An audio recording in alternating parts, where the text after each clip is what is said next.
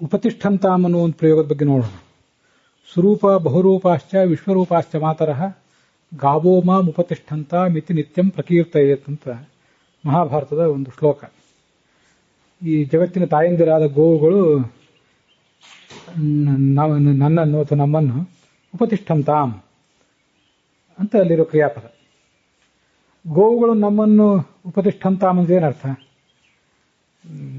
ಬೇರೆ ಕಡೆ ಉಪಸ್ಥಾನ ಅಂತ ಹೀಗೆಲ್ಲ ಹೇಳ್ತೀವಲ್ಲ, ಸಂಧ್ಯೋಪಸ್ಥಾನ ಅಂತ ಹೇಳಿದಾಗ ಸಂಧ್ಯೆಯನ್ನು ನಾವು ನಮಸ್ಕರಿಸುವುದು ಅಂತ ಅರ್ಥ. ಸೂರ್ಯೋಪಸ್ಥಾನ ಹೀಗೆಲ್ಲ ಹೇಳಿದಾಗ ಉಪಯುಕ್ತಪೂರ್ವಕ ಷ್ಠಾಗತಿ ನಿವೃತ್ತೋ ಧಾತು ಪ್ರಯೋಗ ಮಾಡಿದರೆ ಮಾನಸಿಕವಾಗಿ ಸಂಧ್ಯಾದೇವಿ ಹತ್ರ ಸೂರ್ಯನ ಹತ್ರ ಹೋಗಿ ಅವರನ್ನು ಭಜಿಸುವುದು ಅಂತ ಅರ್ಥ. ಈಗ ಮತ್ತೆ ಉಪಸ್ಥಿತ ಅಂತಂದ್ರೆ ಪ್ರೆಸೆಂಟ್, ಇಲ್ಲಿ ಉಪಸ್ಥಿತರಿರುವ ಎಲ್ರಿಗೂ ಸ್ವಾಗತ ಅಂತ ಹೀಗೆಲ್ಲ ಹೇಳಿದಾಗ ಅದು ಪ್ರೆಸೆಂಟ್ ಅಂತ ಅರ್ಥ, ಅಲ್ಲಿರುವವರು ಅಂತ ಅರ್ಥ. ಹೀಗೆಲ್ಲ ಉಪಸ್ಥಿತ ಅಂತ ಶಬ್ದ ಪ್ರಯೋಗ ಇದೆ. ಆದ್ರೆ ಇಲ್ಲಿ ಗೋವುಗಳು ನನ್ನನ್ನು ಉಪಸ್ಥಾನ ಮಾಡಲಿ ಅಂತ ಏನರ್ಥ? ಗೋವುಗಳು ನನ್ನನ್ನು ಸೇವಿಸಲಿ ಅಂತ ಅರ್ಥ ಅಲ್ಲ. ಗೋವುಗಳು ಯಾವತ್ತೂ ಕೂಡ ನನ್ನಲ್ಲಿ ಸನ್ನಿಹಿತಗಳಾಗಿರಲಿ, ಅವು ನನ್ನನ್ನು ಅನುಗ್ರಹಿಸಲಿ ಅಂತ ಹೀಗೆ ಅರ್ಥ. ಅದಕ್ಕೆ ಸಂದರ್ಭವಶಾತ್ ಆ ಥರ ಅರ್ಥ ಮಾಡಬೇಕು. ಈಗ ಭಜಂತಿಯೇ ಪುಷ್ಕರಾಕ್ಷಂ, ಕಮಲಾಕ್ಷನಾದ ಭಗವಂತನನ್ನು ಯಾರು ಭಜಂತಿ ಸೇವಿಸುತ್ತಾರೋ ಅಂತಿದೆ. ಭಜಂತಿ ಅನ್ನೋದು ಭಗವಂತನನ್ನು ಭಕ್ತ ಸೇವಿಸುವುದಕ್ಕೂ ಹೇಳ್ತಾರೆ. ಹಾಗೆ ಸ್ವಯಂ ಭಗವಂತನೇ ಭಕ್ತನನ್ನ ಸಮೀಪಕ್ಕೆ ಬಂದು ಅವನನ್ನು ಹರಿಸುವುದಕ್ಕೂ ಭಜಂತಿ ಅಂತ ಹೇಳ್ತಾರೆ. ಶ್ರೀರ್ಮೇ ಭಜತು ಅಲಕ್ಷ್ಮೀರ್ಮೇ ನಶ್ಯತು ಅಂತ ಹೀಗೆ ವೇದವಾಕ್ಯನೇ ಇದೆ ಮಹಾನಾರಾಯಣ ಉಪನಿಷತ್ನಲ್ಲಿ. ಹಾಗಾದ್ರೆ ಶ್ರೀಯು ನನ್ನನ್ನು ಭಜಿಸಲಿ ಅಂದ್ರೆ ನನ್ನನ್ನು ಅವಳು ಪೂಜಿಸಲಿ ಧ್ಯಾನಿಸಲಿ ಅಂತ ಅರ್ಥ ಅಲ್ಲ, ನನ್ನ ಬಳಿಗೆ ಬಂದು ನನ್ನನ್ನು ಹರಸಲಿ ಅಂತ ಅರ್ಥ. ಆ ಥರ ಗಾವೋ ಮಾಂ ಉಪತಿಷ್ಠಂತಾಂ, ಗೋವುಗಳು ನನ್ನಲ್ಲಿ ನಮ್ಮ ಕುಟುಂಬದಲ್ಲಿ ಸನ್ನಿಹಿತಗಳಾಗಿದ್ದು ನಮ್ಮನ್ನು ಹರಸಲಿ ಅಂತ ಅದರ ತಾತ್ಪರ್ಯ. ಹಾಗೆ ದೇವತಾ ಮಾಂ ಅಥವಾ ಮವಗ್ರಹಂ ಉಪತಿಷ್ಠಂತಾಂ ಅಂತ ಹೀಗೆ ಪ್ರಯೋಗ ಮಾಡಿದರೆ ದೇವತೆಗಳು ನಮ್ಮ ಮನೆಯಲ್ಲಿ ನಮ್ಮ ಕುಟುಂಬದಲ್ಲಿ ಸನ್ನಿಹಿತರಾಗಿದ್ದು ನಮ್ಮನ್ನು ಹರಸಲಿ ಅಂತ ಅರ್ಥ ಆಗ್ತದೆ. ಅಲ್ಲೂ ಪ್ರಯೋಗ ಮಾಡಬಹುದು.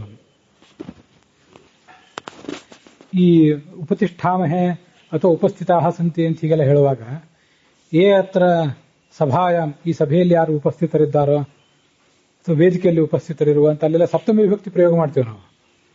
ಅಂದ್ರೆ ಗಾವಃ ಮಾಂ ಉಪತಿಷ್ಠಂತಾಂ ಭಕ್ತಃ ಸಂಧ್ಯಾಂ ಉಪತಿಷ್ಠತೆ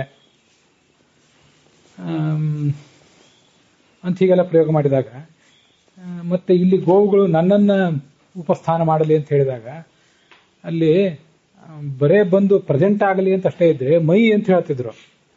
ನನ್ನಲ್ಲಿ ಅವು ಸನ್ನಿಹಿತಗಳಾಗಿರಲಿ ಅಂತ. ಸನ್ನಿಹಿತಗಳಾಗಿದ್ದು ನನ್ನನ್ನು ಹರಸಲಿ ಅಂತ ಕೂಡ ಇದೆ.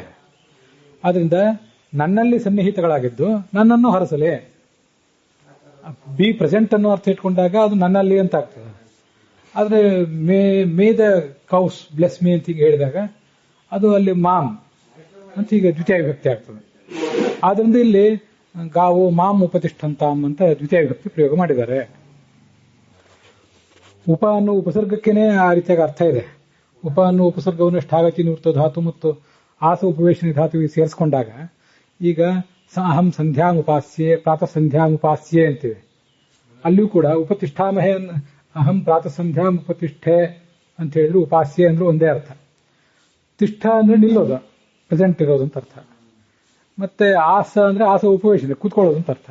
ಏನಿದ್ರು ಒಂದು ಪ್ರದೇಶದಲ್ಲಿ ಇರೋದು ಅಂತ ಅರ್ಥ. ಅದಕ್ಕೆ ಉಪಸರ್ಗಂತೂ ಉಪ ಅಂತ ಉಪಸರ್ಗ ಸೇರಿಸಿದಾಗ ನಾವು ಮಾನಸಿಕವಾಗಿ ಅವ್ರ ಬಳಿಗೆ ಹೋಗಿ ಅವರನ್ನ ನಮಿಸ್ತೇವೆ, ಭಜಿಸ್ತೇವೆ ಅಂತ ಅರ್ಥ. ಭಕ್ತರು ದೇವರ ಹತ್ರ ಹೋಗಿ, ಇನ್ನ ದೇವರು ಗೋವುಗಳು ಮೊದಲಾದವರೇ ನಮ್ಮ ಹತ್ರ ಬಂದು ನಮ್ಮನ್ನ ಹರಸಲಿ ಅಂತ ಹೇಳುವಾಗಲೂ ಕೂಡ ಆ ಉಪತಿಷ್ಠಂತಾಂ ಅಂತ ಹೀಗೆ ಪ್ರಯೋಗ ಮಾಡ್ತಾರೆ. ಆದ್ರೆ ಆ ಅರ್ಥದಲ್ಲಿ ಗೋವುಗಳೇ ನಮ್ಮ ಬಳಿಗೆ ಬಂದು ನಮ್ಮನ್ನು ಹರಸಲಿ ಅನ್ನೋ ಅರ್ಥದಲ್ಲಿ ಉಪಸರ್ಗ ಪೂರ್ವಕ ಆಸ ಉಪವೇಶನಿ ಧಾತು ಬಳಕೆ ಮಾಡೋದು ಕಂಡಿಲ್ಲ. ಉಪಸರ್ಗ ಪೂರ್ವಕ ಷ್ಠಾಗತಿ ನಿವೃತ್ತ ಧಾತು ಬಳಕೆ ಮಾಡೋದು ಇಲ್ಲೆಲ್ಲ ಅನೇಕ ಕಡೆ ಕಂಡಿದೆ. ಆಸ ಉಪವೇಶನಿ ಧಾತು ಗಾವಃ ಮಾಂ ಉಪಾಸಂತಾಂ ಅಂತ ಕಂಡಿಲ್ಲ. ವಯಂ ಗಾವಃ ಉಪಾಸಾಮಹೆ, ನಾವು ಗೋವುಗಳನ್ನು ಉಪಾಸಿಸುತ್ತೇವೆ, ಅದು ಸರಿ.